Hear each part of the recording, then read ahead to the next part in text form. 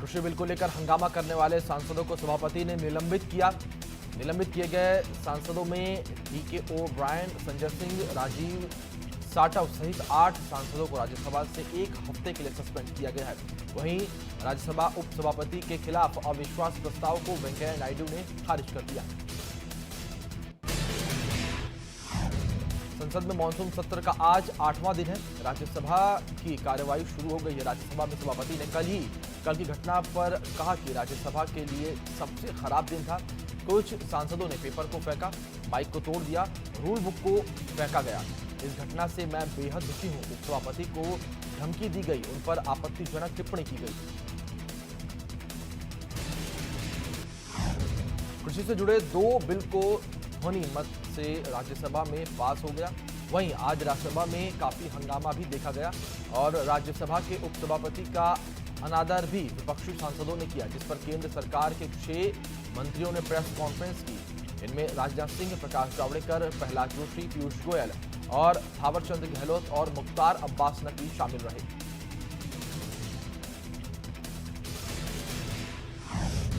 महाराष्ट्र के ठाणे जिले में भिवंडी शहर में देर रात एक 3 मंजिला इमारत ताश की पत्तों की तरह ढह गई। इमारत ढहने से 11 लोगों की मौत हो गई, तो वहीं काफी लोगों के मलबे में फंसे होने की आशंका जताई जा रही है। स्थानीय लोगों के अनुसार 1984 में ये बिल्डिंग बनी थी। जिलानी अपार्टमेंट्स का आधा हिस्सा देर रात को ढह गया। फिलहाल स्थानीय नागरिक और मनपा की टीम राहत और बचाव कार्य कर रही है। प्रधानमंत्री नरेंद्र मोदी सोमवार को एक बार फिर से बिहार को कई योजनाओं की सौगात देने जा रहे हैं। पीएम मोदी सोमवार को बिहार को 14,258 करोड़ रुपए की सौगात देंगे।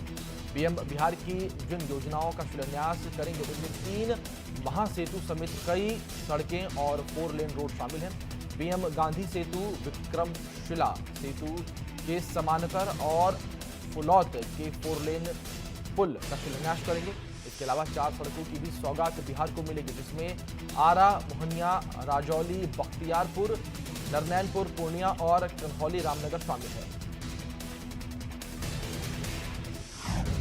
उमस और गर्मी से परेशान लोगों के लिए राहत भरी खबर है। मौसम विभाग के अनुसार दिल्ली एनसीआर में 23 और 24 सितंबर को झमाझम बारिश हो सकती है। मौसम वैज्ञानिकों का कहना है कि दिल्ली एनसीआर, हरियाणा और उत्तर प्रदेश में 23 सितंबर को अच्छी बारिश हो सकती है। उन्होंने कहा कि मानसून सीजन में पूरे भारत में 7% ज्यादा बारिश हुई है, लेकिन उत्तर पश्चिम भारत में सामान्य से 15% कम बारिश हुई है। न्यूज एजेंसी एएनआई के मुताबिक पिछले 3 हफ्तों में भारतीय सेना ने एलएसी के आसपास सामरिक महत्व की 6 पहाड़ियों पर कब्जा कर लिया। कुछ रिपोर्ट में तो कहा गया कि भारतीय सेना ने इस साल में 20 से ज्यादा चोटियों पर कब्जा कर लिया है। मीडिया रिपोर्ट्स के अनुसार भारतीय सेना के जवानों ने 29 अगस्त से सितंबर के दूसरे हफ्ते तक जिन चोटियों पर कब्जा किया उनमें मगर हिल, गुरुंग हिल, रेचिनला, रेजोंगला और मोकपारी और फिंगर 4 के पास स्थित एक चोटी है।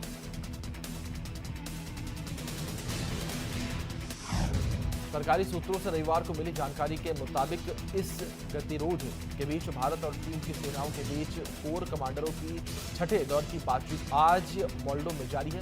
इसमें मुख्य रूप से पूर्वी लद्दाख में दोनों देशों के सैनिकों और पीछे हटाने और तनाव घटाने पर बनी 5 सूत्री सहमति के क्रियान्वयन पर ध्यान केंद्रित किया जाएगा। सूत्रों के हवाले से मिली जानकारी के मुताबिक भारतीय प्रतिनिधिमंडल में पहली बार विदेश मंत्रालय से एक संयुक्त सचिव स्तर के अधिकारी के हिस्सा लेने की उम्मीद है।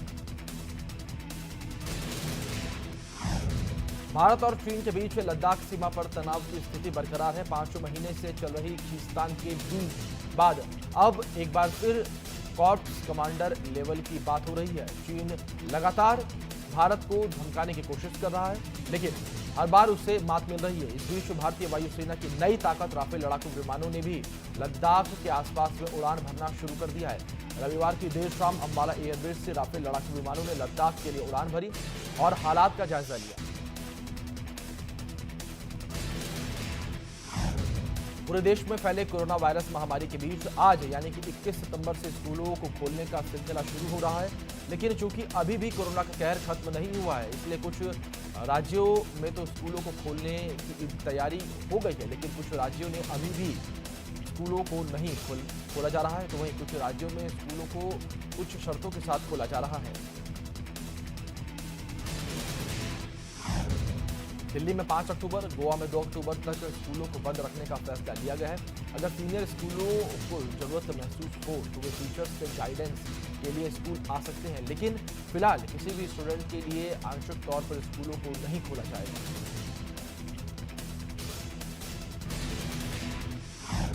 देश में कोविड-19 के नए मामलों का बढ़ना तेजी से जारी है। भारत में कोरोना मरीजों का आंकड़ा 54 लाख के पार पहुंच गया है, जबकि मरने वालों की संख्या 87,000 के पार पहुंच चुकी है। कोरोना संक्रमण के मामले में भारत दुनिया का दूसरा सबसे प्रभावित देश है। केंद्रीय स्वास्थ्य मंत्रालय के अनुसार भारत में पिछले 24 घंटे में कोरोना के 86,961 नए मामले सामने आए हैं, जबकि 1,130 मरीजों की मौत हुई है। भारत समेत पूरी दुनिया में कोरोना वायरस महामारी का कहर तेजी से बढ़ रहा है। भारत में हर रोज 90,000 से अधिक नए मामले सामने आ रहे हैं, लेकिन भारत के लिए एक अच्छी खबर यह है कि कोरोना से इतने मामले आने के साथ ही हमारे देश में कोरोना से ठीक हुए मरीजों का आंकड़ा दुनिया में पहले नंबर पर है। केंद्रीय स्वास्थ्य मंत्रालय ने इसकी जानकारी देते हुए एक आंकड़ा भी जारी किया है। उत्तर प्रदेश में कोरोना वायरस संक्रमण के 5,809 नए मामले सामने आए हैं। 5,809 नए मामलों के साथ कुल संक्रमितों की संख्या अब 3,54,275 हो गई है। तो वहीं अब तक कुल 2,83,274 लोग पूरी तरह इलाज के बाद ठीक हो चुके हैं। राज्य में कोरोना मरीजों की रिकवरी रेट 79.96% पर है, जो राष्ट्रीय औसत से अधिक है। प्रदेश में लगातार बढ़ते कोरोना संक्रमण के मद्देनजर कक्षा 9 से 12वीं तक के विद्यालय अभी नहीं खोले जाएंगे। केंद्र सरकार ने अनलॉक 4 में 21 सितंबर से विद्यार्थियों को स्कूलों में शिक्षकों के मार्गदर्शक के लिए बुलाने के लिए छूट दी थी, लेकिन बढ़ते कोरोना मामलों के कारण अभी प्रदेश में इस पर रोक लगाई गई है। वहीं बिहार में भी स्कूलों को खोलने की तैयारी हो गई है। पेरेंट्स अपने बच्चों को स्कूल नहीं भेजना चाहते। पेरेंट्स का कहना है कि कोरोना अभी पूरी तरह खत्म नहीं हुआ है और चूंकि ऑनलाइन क्लासेस चल रही हैं, इसलिए बच्चों को स्कूल भेजने की जरूरत नहीं है। उत्तराखंड में कोरोना मरीजों की संख्या में बढ़ोतरी हुई है। 24 घंटे में 878 नए मरीज सामने आए हैं और वहीं 24 घंटे में कोरोना से 13 मरीजों की मौत हुई है। वहीं कोरोना मरीजों की कुल संख्या 40,963 हुई है और अब तक 27,828 लोगों को डिस्चार्ज किया जा चुका है। कोरोना से अब तक 491 मरीजों की मौत हो चुकी है।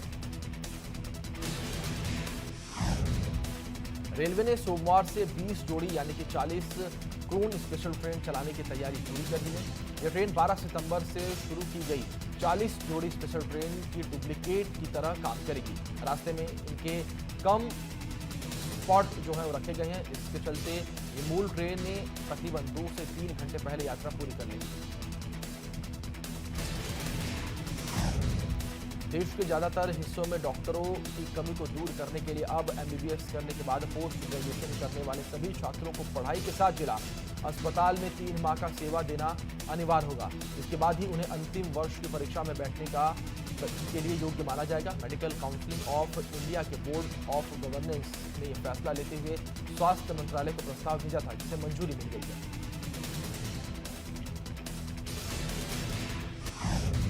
ताजमहल आज से पर्यटकों के लिए फिर से खोल दिया गया है। ताजमहल में एंट्री के दौरान पर्यटकों को मास्क के साथ साथ सोशल डिस्टेंसिंग सहित अन्य नियमों का पालन करना होगा। कोरोना वायरस के बढ़ते संक्रमण को देखते हुए भारतीय पुरातत्व सर्वेक्षण विभाग ने ताजमहल को 17 मार्च से बंद कर दिया था। अब 21 सितंबर सोमवार से ताजमहल को खोलने का निर्णय लिया गया है। कुल 188 दिन बाद ताजमहल फिर से खोला गया है। तो वहीं ताज भ्रमण पर आने वाले सैलानियों को संक्रमण का खतरा न हो, इसके लिए ताजमहल में नई व्यवस्था भी बनाई गई है। इस व्यवस्था के तहत अब ताजमहल में एक दिन में 5,000 सैलानियों को ही प्रवेश दिया जाएगा। इसके लिए 2 शिफ्ट बनाई गई हैं। पहले शिफ्ट में 2,500 सैलानियों को प्रवेश दिया जाएगा, जबकि शेष 2,500 सैलानियों को दूसरी शिफ्ट में ताजमहल के अंदर प्रवेश मिलेगा। मिशन रोजगार को लेकर सीएम योगी आज अहम बैठक करेंगे। सीएम योगी सभी भर्ती बोर्ड और आयोगियों के अध्यक्षों के साथ मीटिंग करेंगे। आपको बता दें कि शाम 5:30 बजे बैठक होगी। सीएम योगी वीडियो कॉन्फ्रेंसिंग के जरिए वाराणसी मंडल की समीक्षा करेंगे। सीएम योगी शाम करीब 6:30 बजे बैठक करेंगे। बैठक के दौरान तमाम अधिकारी उनके साथ मौजूद रहेंगे। निवेश को लेकर सीएम योगी ने बड़ी पहल की है। प्रदेश में निवेश को और बेहतर बनाने के लिए सीएम योगी उद्योग बंधु की उच्च स्तरीय प्राधिकृत समिति की बैठक करेंगे। सीएम योगी फिक्की, एसोचैम और PHDCII जैसे संगठनों के पदाधिकारियों और जिलाधिकारियों से भी संवाद करेंगे। समाजवादी पार्टी का आज प्रदेशव्यापी प्रदर्शन होगा। समाजवादी पार्टी आज किसानों की समस्या, बेरोजगारी और भ्रष्टाचार समेत कई मुद्दों को लेकर सरकार को घेरने की तैयारी में है। सपा प्रमुख अखिलेश यादव राज्यपाल को इस संबंध में ज्ञापन सौंपेंगे। किसान बिल के खिलाफ आज किसान दोपहर 12 बजे कलेक्ट्रेट का घेराव किसान करेंगे। भारतीय किसान यूनियन ने फैसला लिया है कि अन्य जनपदों में भी किसान कलेक्ट्रेट का घेराव करेंगे। हाल ही में सीएम योगी आदित्यनाथ ने यूपी में देश की सबसे सुंदर फिल्म सिटी बनाने का ऐलान किया और अधिकारियों से कार्य योजना तैयार करने के लिए कहा था। सीएम के निर्देश पर गौतम बुद्ध नगर के जिला प्रशासन ने इस बारे में कदम भी आगे बढ़ा दिए हैं। जिला प्रशासन की तरफ से ग्रेटर नोएडा में फिल्म सिटी के लिए यूपी सरकार को जमीन का सुझाव भेजा गया है। नारकोटिक्स कंट्रोल ब्यूरो ने अमेरिका से एक पार्सल के जरिए आए 2.7 किलो गांजे को दिल्ली से बरामद किया है और ड्रग्स तस्करी के आरोप में एक युवक को गिरफ्तार भी किया है। इस मामले में गांजा मंगाने वाले शख्स को लखनऊ से पकड़ा गया है। आरोपी एक सीनियर IRS अफसर का बेटा है। गांजा एक एयर कंप्रेसर के अंदर छिपा कर लाया गया था। आरोपी खुद इसका इस्तेमाल करता है। यही नहीं, अपने दोस्तों को भी ड्रग्स की आपूर्ति करता था। आरोपी ने बताया कि वो नशीले पदार्थों के लिए पेमेंट के लिए वर्चुअल करेंसी बिटकॉइन का उपयोग करता था। यूपी में शिक्षकों के एक से दूसरे जिले में तबादले की प्रक्रिया कोरोना के कारण रुकी हुई थी। अब कोरोना के बाद फिर जनजीवन सामान्य बनाने की कोशिशों के बीच तबादले भी शुरू हो गए हैं। उत्तर प्रदेश में बेसिक शिक्षकों के एक से दूसरे जिले में तबादले को भी योगी सरकार ने हरी झंडी दे दी है। यूपी के 4500 बेसिक शिक्षकों को एक से दूसरे जिले में स्थानांतरित किया गया है। गाजीपुर में बाहुबली विधायक मुख्तार अंसारी पर कानून का शिकंजा कसता जा रहा है। प्रशासन ने होटल गजल को लेकर मुख्तार की पत्नी, बेटों अब्बास और उमर अंसारी पर FIR दर्ज कराई है। बताया जा रहा है कि मुख्तार और उनके परिवार पर अवैध तरीके से कागजों में फर्जीवाड़ा करके non-ZA जमीन हड़पने का आरोप है। प्रशासन ने इस मामले में 12 लोगों के खिलाफ FIR दर्ज की है। आशुतोष त्रिवेदी हत्याकांड मामले में 24 घंटा बीतने के बाद भी लखनऊ पुलिस के हाथ अभी तक खाली है। लखनऊ पुलिस अभी तक आरोपी जय सिंह की गिरफ्तारी नहीं कर सकी है। बताते चले कि अवैध असला रखने के विवाद में आशुतोष त्रिवेदी की हत्या की गई। कानपुर के बर्रा थाना इलाके में मामूली बात में दो पक्ष आमने सामने आ गए। गड्ढे में गिरने के बाद भी दोनों पक्ष मारपीट करते रहे। मारपीट का वीडियो सोशल मीडिया पर वायरल हो रहा है। मेरठ के पॉश मार्केट में कपड़े के शोरूम में शॉर्ट सर्किट की वजह से आग लग गई। सूचना मिलने के बाद मौके पर पहुंची दमकल विभाग की टीम ने कड़ी मशक्कत के बाद आग पर काबू पाया। बताया जा रहा है कि आग लगने से लाखों रुपए का सामान जलकर खाक हो गया है।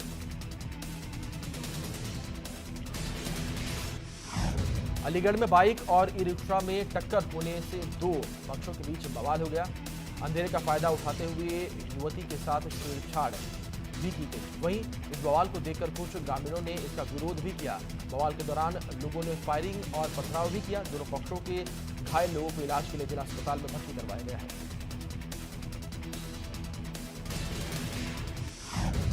कन्नौज के सौरिख थाना इलाके में हद से ज्यादा बिजली कटौती से परेशान ग्रामीणों ने लाइनमैन की पिटाई कर दी। बताया जा रहा है कि पावर हाउस से घर लौटते समय ग्रामीणों ने बिजली कर्मी को रास्ते में पकड़कर उसकी पिटाई कर दी।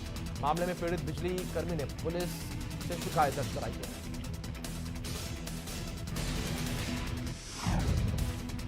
कानपुर के नौबस्ता इलाके में पुलिस के सामने दबंगों ने महिला की पिटाई कर दी। खास बात यह रही कि पुलिस पिटाई का वीडियो बनाती रही। बताया जा रहा है कि मास्क नहीं पहनने की शिकायत पर दबंगों ने महिला की पिटाई की।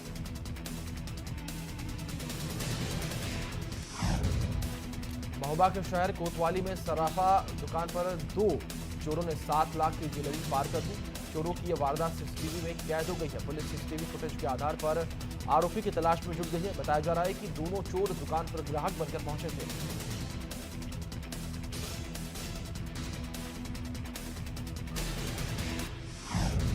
संभल में बाइक सवार बदमाशों ने नरोरा के वापस लौट रहे युवक को गोली मारी। गोली लगने से युवक की हालत गंभीर हो गई है। आपको बता दें कि घायल युवक को सरकारी अस्पताल में भर्ती करवाया गया है। सूचना मिलने पर मौके पर पहुंची पुलिस कार्रवाई में जुट गई है।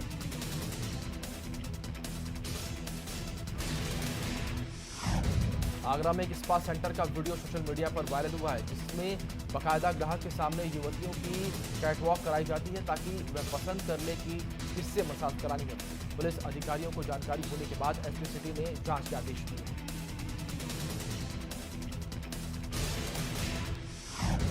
अलीगढ़ में प्रधानी की पुरानी रंजिश के चलते युवक की हत्या कर दी गई। हत्यारों ने पहले युवक को फोन करके बुलाया, फिर उसके साथ मारपीट की और उसे घायल अवस्था में खेत किनारे फेंक दिया। परिजनों ने घायल युवक को अस्पताल में भर्ती करवाया, जहां पर इलाज के दौरान उसने दम तोड़ दिया।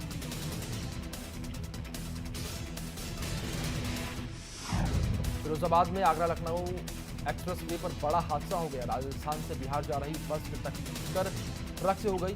हादसे में आधा दर्जन यात्री घायल हैं और 3 की हालत गंभीर बताई जा रही है। स्थानीय लोगों की मदद से घायल लोगों को संयुक्त अस्पताल के लिए रेफर किया गया है। मेरठ में बदमाशों की गुंडाई सामने आई है, जहां बाइक सवार बदमाशों ने ताबड़तोड़ फायरिंग की, जिसके चलते एक राहगीरी को पैर में गोली लगने से वो घायल हो गया। वहीं पुलिस बदमाशों की तलाश में जुट गई है।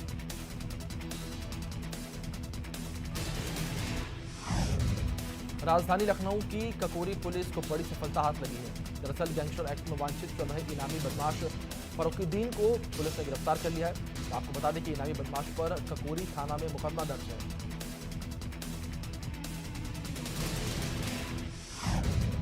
बुलंदशहर के आहार अवंतिका देवी स्थित लालकुटी आश्रम में लूट की खबर सामने आई है, जहां लुटेरों ने साधु को बेहोश कर नकदी और ज्वेलरी समेत लाखों की लूट की वारदात को अंजाम दिया है।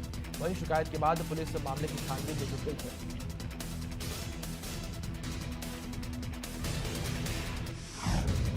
जनपद हापुड़ में पहुंचे बीजेपी के मंत्री और श्रम कल्याण परिषद के अध्यक्ष सुनील भराला ने एक शोरूम का उद्घाटन किया। वहीं जनपद में पहुंचे मंत्री सुनील भराला का जोरदार स्वागत हुआ। वहीं सुनील ने मीडिया कर्मियों से बात करते हुए कहा कि जिला पंचायत चुनाव के लिए उन्हें युद्ध स्तर पर तैयारी कर ली है।